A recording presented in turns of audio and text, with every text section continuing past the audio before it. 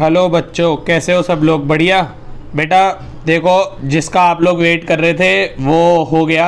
CBSE ने क्या syllabus अपना डाल दिया है। सिलेबस पूरा का पूरा बता दिया है कि फर्स्ट टर्म में क्या आने वाला है और सेकंड टर्म में क्या आने वाला है। ठीक है, इन्होंने बिल्कुल लाइन से सारी की सारी चीज़ें बताई है, बट इसमें थोड़ा सा आप ज़रूर कंफ्यूज हो सकते हैं, इसलिए मैं एक बार आपको क्लियर कर देता हूँ। ठीक है, देखो ये तो अपन लोगों को मालूम था कि 90 मिनट्स का पेपर होने वाला है, 90 मिनट का पेपर होगा और फर्स्ट टर्म में 50 मार्क्स का होगा और सेकंड टर्म में भी कितने मार्क्स का होगा बेटा? हमारे 50 मार्क्स का टोटल पेपर होने वाला है, जैसे कि यहाँ लिखा हुआ है अपने। ठीक है, अब फर्स्ट टर्म में इन्होंने अपन को लिख के दिए हैं कुछ चैप्टर्स कि क्या क्या चैप्टर आने वाले हैं। तो जैसे कि मैथ्स में अपन जानते हैं, मैथ्स में हर यूनिट के पार्ट होते हैं, तो देखो इन्होंने यूनिट का नाम दे रखा है अपन को। नंबर सिस्टम जो है वो 6 मार्क्स का आने वाला है, जैसे एलजेब्रा आपका 10 मार्क्स का आने वाला है, कोऑर्डिनेट ज्योमेट्री 6 मार्क्स का आने वाला है, ज्योमेट्री 6 मार्क्स का, ट्रिग्नोमेट्री 5 मार्क्स का, मेंसुरेशन 4 मार्क्स का और प्रोबेबिलिटी 3 मार्क्स का। ठीक है, स्टैटिक्स एंड प्रोबेबिलिटी टोटल ये 40 मार्क्स हैं। और इंटरनल असेसमेंट से जो जाने वाले हैं, मतलब स्कूल से जो आपके मार्क्स जाएंगे वो 10 मार्क्स का, मतलब पेपर तो 40 मार्क्स का होगा जो थ्योरी वाला होगा,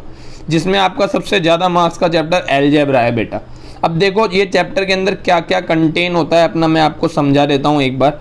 इंटरनल असेसमेंट के बारे में तो आपको स्कूल से पता पड़ ही जाएगा, ठीक है, फिर भी एक बार अगर आप जानना चाहते हो तो देखो जो पीरियोडिक टेस्ट होंगे उसके 3 मार्क्स होंगे, मल्टीपल असेसमेंट के 2 मार्क्स होंगे, पोर्टफोलियो के 2 मार्क्स और जो प्रैक्टिकल वगैरह आपसे कराते हैं ये सारे प्रोजेक्ट वगैरह उसके 3 मार्क्स होंगे आपके। ठीक है बेटा, टोटल 10 मार्क्स हैं ये स्कूल से जो जाएंगे इंटरनल असेसमेंट के।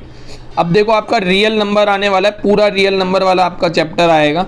देख लो इसमें पूरा लिखा हुआ है, fundamental theorem of arithmetic statement, reviewing work done earlier after illustrating motivating through example, सारे एग्जाम्पल, पूरा चैप्टर मतलब रियल नंबर वाला पूरा चैप्टर इसमें आपका नंबर सिस्टम में इंक्लूड हो जाएगा।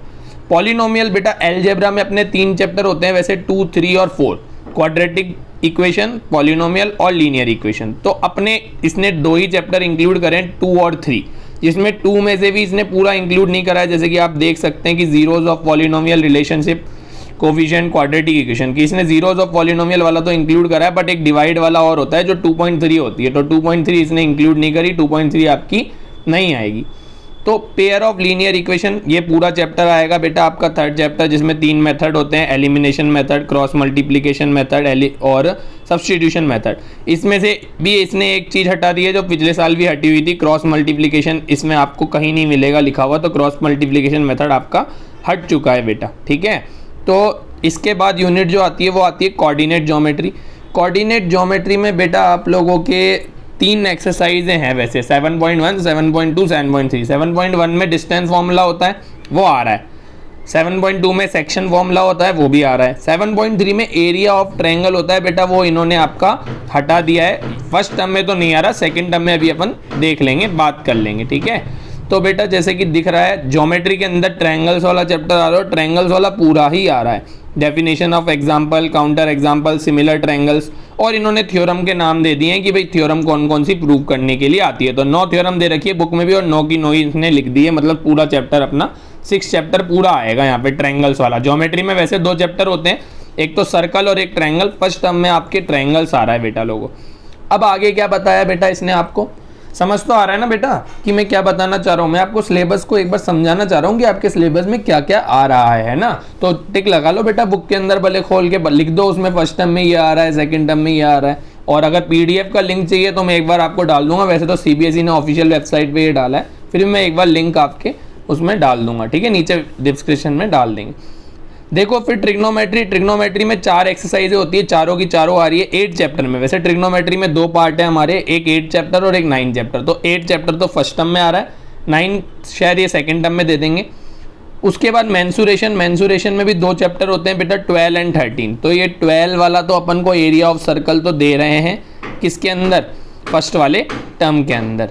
स्टैटिक्स एंड प्रोबेबिलिटी, लास्ट जो यूनिट है आपकी प्रोबेबिलिटी, इसमें केवल और केवल प्रोबेबिलिटी दे रखा है इन्होंने और स्टैटिक्स नहीं दे रखा, मतलब स्टैटिस्टिक्स शायद आपके सेकंड टर्म में ये देंगे। ठीक है बेटा लोगों, तो जैसे कि अपन देख सकते हैं सेकंड टर्म पे अपन पहुंच चुके हैं। सेकंड टर्म भी 40 मार्क्स का होने वाला है, सेकंड टर्म में भी सबसे ज़्यादा मार्क्स की अलजेब्रा ही होने वाली है। ठीक है, उसके बाद ज्योमेट्री 9 मार्क्स की, अच्छे से करना बेटा लोगों। ट्रिग्नोमेट्री 7 मार्क्स की, मेंसुरेशन 6 मार्क्स का और स्टैटिक्स 8 मार्क्स की। इस तरीके से आपका ये बांटा हुआ है। अब देखो इन्होंने सेकंड वाले टर्म में यूनिट जो अपन को दी, क्वाड्रेटिक इक्वेशन जो वाला अपना चैप्टर है वो इन्होंने किस में दिया है अपन को, सेकंड टर्म में दिया है, पूरा ही दिया होगा मेरे हिसाब से। तो standard form of quadratic equation बिल्कुल ये आ रहा है आपके, और सॉल्यूशन ऑफ क्वाड्रेटिक इक्वेशन बिल्कुल, फैक्टराइजेशन मेथड बिल्कुल, ये सारे क्वाड्रेटिक फॉर्मूला बिल्कुल, नेचर, अच्छा इन्होंने हटा दिया कंप्लीटिंग स्क्वायर मेथड, तो आपका कंप्लीटिंग स्क्वायर मेथड नहीं आ रहा। बाकी तो डेली लाइफ प्रॉब्लम्स जो हैं, वर्ड प्रॉब्लम, वो तो आएंगी आएंगी, ठीक है।